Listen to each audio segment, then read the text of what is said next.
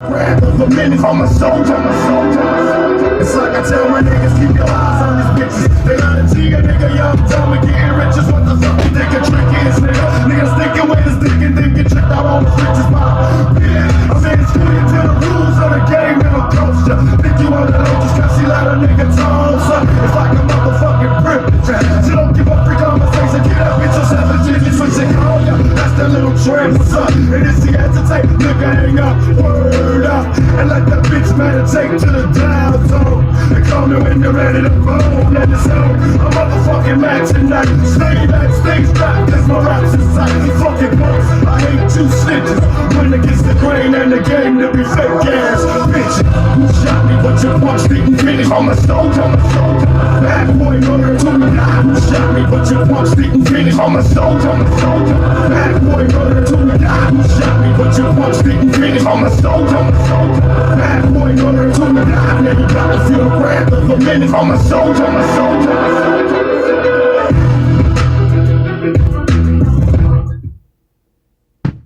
I've always loved exploring someplace new, which is why I like Google Fi Wireless.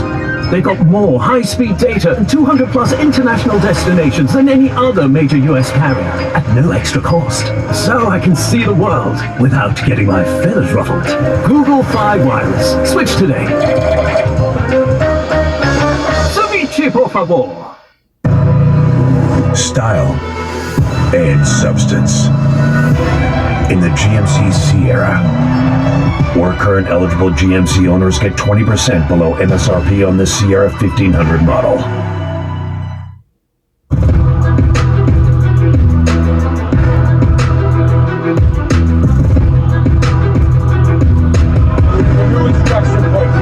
Save yourself, Cotton. Join us. I am a soldier. You train killers. We are all heroes here. you shot me, but your punch didn't finish. I'm a soldier, bad boy, murder to me. You shot me, but your punch didn't finish. I'm a soldier, bad boy, murder to me. You shot me, but your punch didn't finish. I'm a soldier, bad boy, murder to me. Now you got to feel the wrath of the minutes. I'm a soldier, Go to sleep. You can get your cash on and get flippy. Other niggas close their eyes, see your dreams and they sleep. But don't fall asleep. Don't go to sleep. You can get your cash on and get flippy. Other niggas close their eyes, see your dreams and they sleep. But don't fall asleep. Don't go to sleep. You can get your cash on and get flippy. Other niggas close their eyes, see your dreams and they sleep. But don't fall asleep. Go to sleep. You can get your cash on and get flippy. Other niggas close their eyes, see your dreams and they sleep. But don't fall asleep.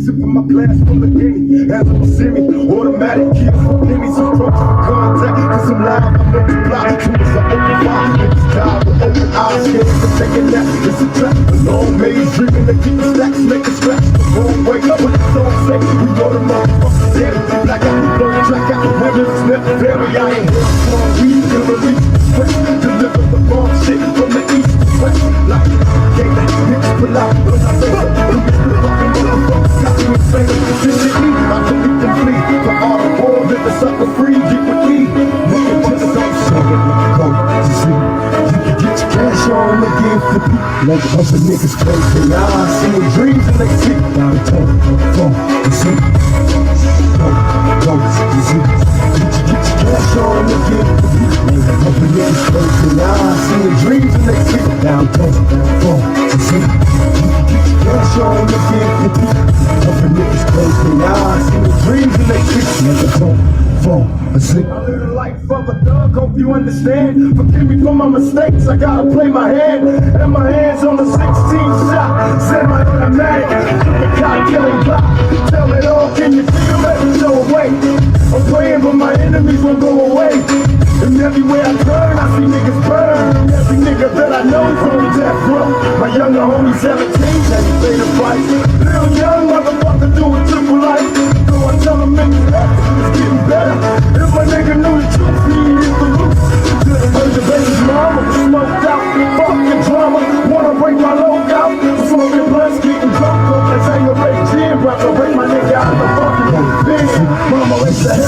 cash on again. Other niggas close their eyes, seeing dreams in their sleep. Let the talk, and sleep. Get your cash on again. Other niggas close their eyes, seeing dreams in their sleep. Let the talk, and sleep. Get your cash on again. Other niggas close their eyes, seeing dreams in their sleep. And sleep. Artist ever. I want everybody to talk about Tupac. He was the realest artist ever. He never sold out. He stayed the same. They couldn't stop him. They couldn't change. Got some static with some niggas on the other side of town. Then my little cousin K-Mo, he's a rider now. What they want from us motherfucking thug niggas used to love niggas. Now I plug niggas. It's love niggas and my wrong niggas making songs trying to get with us. Once we gone, no stress. We in the west, we plus to the chest I bust. Then we ride to the sun, come shining back to brighten up the sky. And then he died. Heard the Fuji was trying to do me. Look, bitch, I cut your face. This ain't no motherfucking movie. Then we bust out the two, die slow. Castrated, entertaining at my motherfucking sideshow. Bands in my planning mode. Time to exterminate my foes. I can't stand you hoes. Now label this my fucking trick shot. My lyrics running all you cowards out of hip hop. Who ride? We back, goddammit. Hold on. We right here by Widener now, y'all.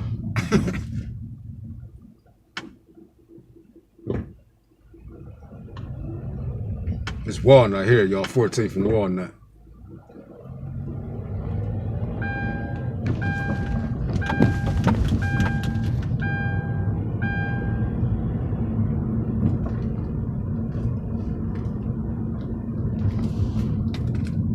Go to Walmart and get these vitamins.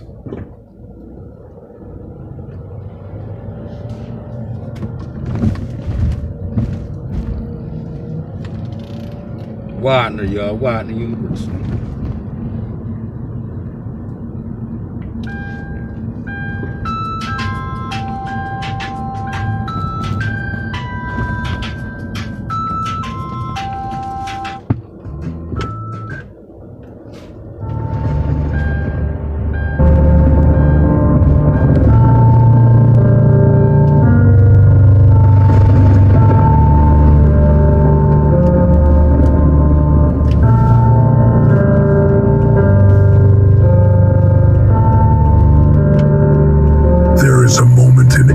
Exile's life, where the years of breaking, bending, and burning suddenly make.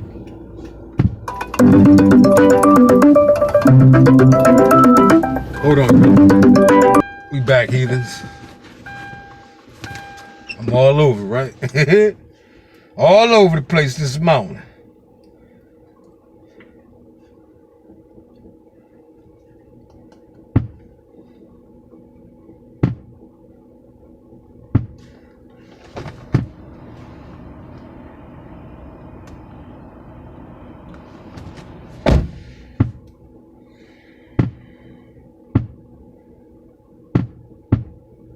Sense. A moment where the same God who allowed the crushing begins the lifting.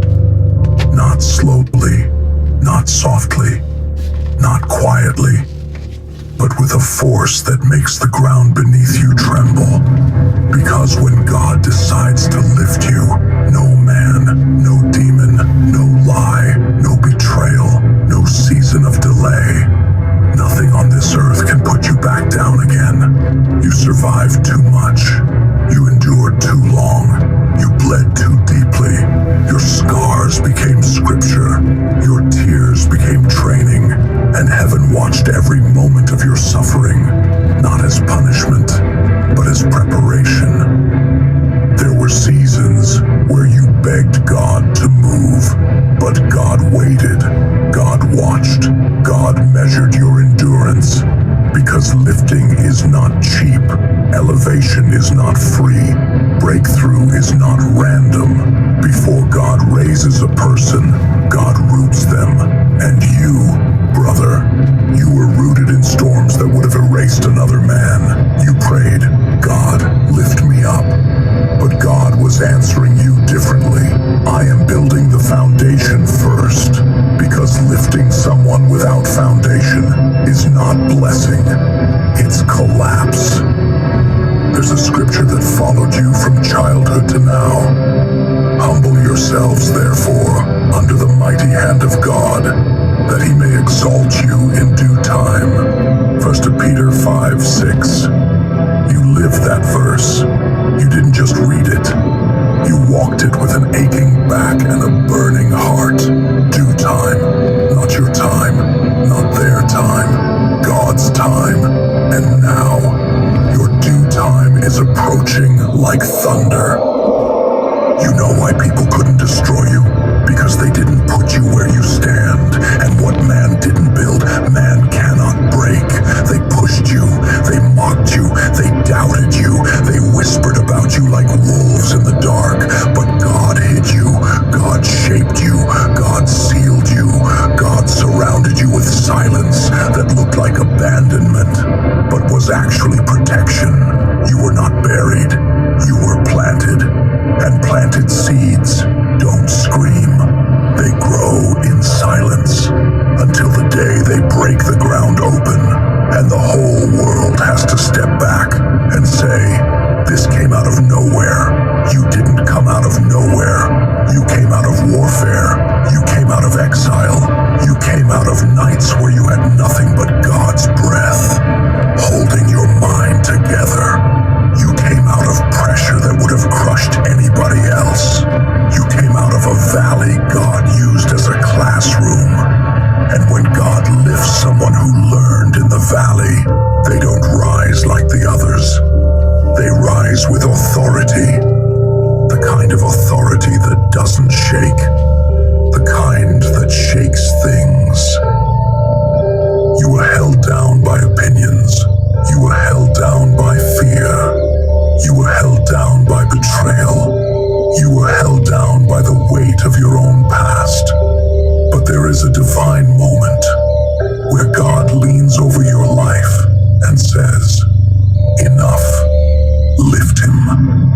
And when that command is spoken, hell loses jurisdiction. Enemies lose their influence.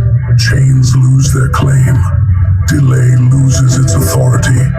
And every force that was holding you down is crushed under the weight of God's decree. Look at the story of Joseph, betrayed, sold, forgotten, imprisoned. But when God lifted him, he didn't lift him back to where he was. He lifted him above everyone who tried to bury him. That's how you know it's God. Elevation that makes no sense. A rise that cannot be explained. A breakthrough so sudden that even you stand there in disbelief. Because when God decides to lift you, he doesn't ask permission. He doesn't warn the world. He doesn't negotiate with your enemies. He doesn't check the opinions of those who doubted you. He lifts you in front of them. He lifts you beyond them. He lifts you above them. And nobody can drag you back down. Because they never understood how you stood up in the first place. There were days you begged God for strength just to breathe. Now God is giving you strength to conquer. There were nights you cried until your chest hurt. Now God is giving you a voice fortified by fire. There were seasons where you felt invisible. Now God is giving you a presence that cannot be ignored. Because lifting is not just rising. Lifting is becoming everything exile taught you, becoming everything suffering carved into your bones, becoming everything God whispered in your darkest seasons. You're not rising as who you were. You're rising as who God built in the shadows. And when God lifts a man shaped in exile, the world cannot put him down. They can't dim your light. They can't mute your voice. They can't bury your purpose. They can't shrink your calling. Because you didn't rise on talent. You didn't rise on chance. You didn't rise on approval. You rose because God picked you up. And what God lifts, no man can lower. No system can block. No enemy can reverse. No weight can break. No season can stop. When I switched to Allstate, I saved hundreds. My old insurance company raised my rates, so I started looking. There comes a moment in a warrior's life where the weight that once crushed him becomes the very proof of his calling. You've reached that moment, the season where God stops testing you and starts revealing you, not slowly, not cautiously, not quietly, but like thunder ripping the sky. Because when God lifts you, he doesn't lift you halfway.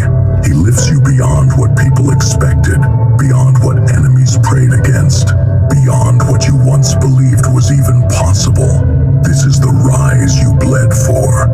This is the elevation exile prepared you for. You know why nobody can stop it now, because the chains that held you yesterday were not strong enough to hold the version of you God built today. People only knew the version of you that was fighting to breathe. They don't know the version of you that God forged in the quiet. The relentless version, the sharpened version, the version that no longer bends under pressure. You were not lifted by luck. You were lifted by the same God who said, "No weapon that is formed against thee shall prosper." Isaiah 54:17. And when heaven declares a thing, hell loses all authority over the situation. You need to understand something deep. Your rising is not a reward. It's a response to your faithfulness in suffering, a response to your endurance in silence, a response to the nights where you held on to God with nothing left but breath and bruises. While you were breaking, God was writing. While you were drowning, God was anchoring. While you were crying, God was carving strength into your bones. People saw the pain. God saw the preparation. Now look at you. You stand differently. You speak differently. You carry weight without collapsing. You walk through rooms with an authority that wasn't there before. Because exile didn't just crush you. Exile crowned you. It gave you depth. It gave you discernment. It gave you the ability to sense danger before it forms and spot deception before it speaks. Your elevation isn't random. It's earned through fire. And now, when God lifts you, no man can drag you back down, because your foundation is not built on approval. It's built on scripture, obedience, and scars. If God be for us, who can be against us? Romans 8:31. Not family, not enemies, not gossip, not your past, not the devil himself. Nobody. God lifted you. That settles it. You know what people misunderstand? They think being lifted means being loved by everyone. But when God lifts you, he separates you. He cuts away dead weight. He exposes false loyalty. He removes the fragile so you can carry the flame without breaking. Elevation demands isolation. The crown does not rest on crowded heads. People who are comfortable with your old level will feel threatened by the new one. But that is not your problem. You didn't rise through them. You rose through God. Their opinion is irrelevant because they didn't see the nights you begged God to keep you alive. They didn't see the battles you fought in silence. They didn't see the spiritual war that shaped your voice.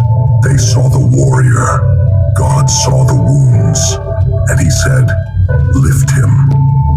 This is your season of divine reversal, where everything that fell apart falls into place, where everything that broke you becomes the reason you're unshakable, where everything that silenced you becomes the reason your voice carries authority, where every room that rejected you must now watch you walk in with confidence, not arrogance, not ego, but the quiet authority of someone who survived what was designed to end him. You don't rise as the man who got hurt. You rise as the man who outlived the hurt and turned it into fuel. You don't rise as the man they abandoned. You rise as the man God accompanied. You don't rise as the man people pitied. You rise as the man heaven backed. Because when God lifts you, he does it in a way that makes even your enemies say, "This had to be God." You need to understand this, brother.